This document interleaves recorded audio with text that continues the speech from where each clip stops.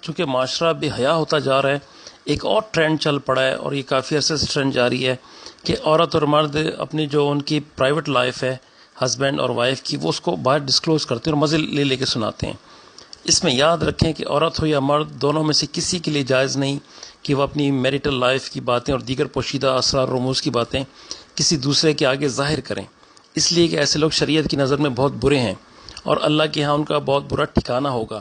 اور جناب نبی کریم علیہ السلام نے فرمایا، بے شک اللہ کے نزدیک قیامت والے دن سب لوگوں سے برا ٹھکانہ اس آدمی کا ہوگا جو اپنی اہلیہ کے پاس جاتا ہے اور اس کی اہلیہ اس کے پاس آتی ہے، پھر وہ اس کے راز پھیلا دیتا ہے۔ جو ان کی پرائیویسی تھی وہ اس کو دوستوں میں یا لوگوں میں بیٹھ کے مزے لے لے کے بتاتا ہے یا سمپل بتاتا ہے۔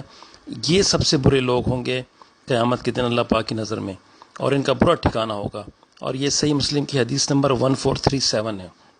اور ایک اور حدیث ہے صحیح مسلم کی 1431، اس میں جناب نبی کریم علیہ السلام فرما رہے ہیں کہ امانت کی سب سے زیادہ خیانت کرنے والا وہ آدمی ہے جو اپنی اہلیہ کے ہاں رات بسر کرتا ہے، وہ اس کے ہاں رات گزارتی ہے، پھر وہ اس کے راز افشا کرتا ہے، کھولتا ہے، ڈسکلوز کرتا ہے۔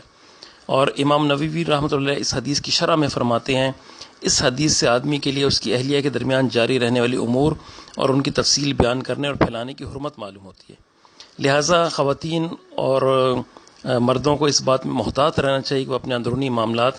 یعنی ایک دوسرے کے جو پرائیویٹ میٹرز ہیں اور اپنی جو گفتگو ہے وہ کسی دوسرے فرد سے بیان نہ کریں۔ ہمارے معاشرے میں یہ بیماری عام ہے کہ مرد یہ معلومات ذکر کرنے میں کوئی شرم محسوس نہیں کرتے، اسی طرح خواتین اپنی سہیلیوں سے اپنے شوہروں کے ساتھ جو ان کے معاملات ہیں، جو تعلقات ہیں، جو مخصوص حالات ہیں، وہ بلا جھجک بیان کرتی ہیں، اور وہ پھر آگے سوال پوچھتی ہیں، اور پھر ان کے اس طرح کی یہ محفلیں چلتی رہتی ہیں۔ تو اس طرح سے اور ایسے معاملات سے مکمل گریز کرنا چاہیے، ان احادیث کو پڑھنا چاہیے، سمجھنا چاہیے،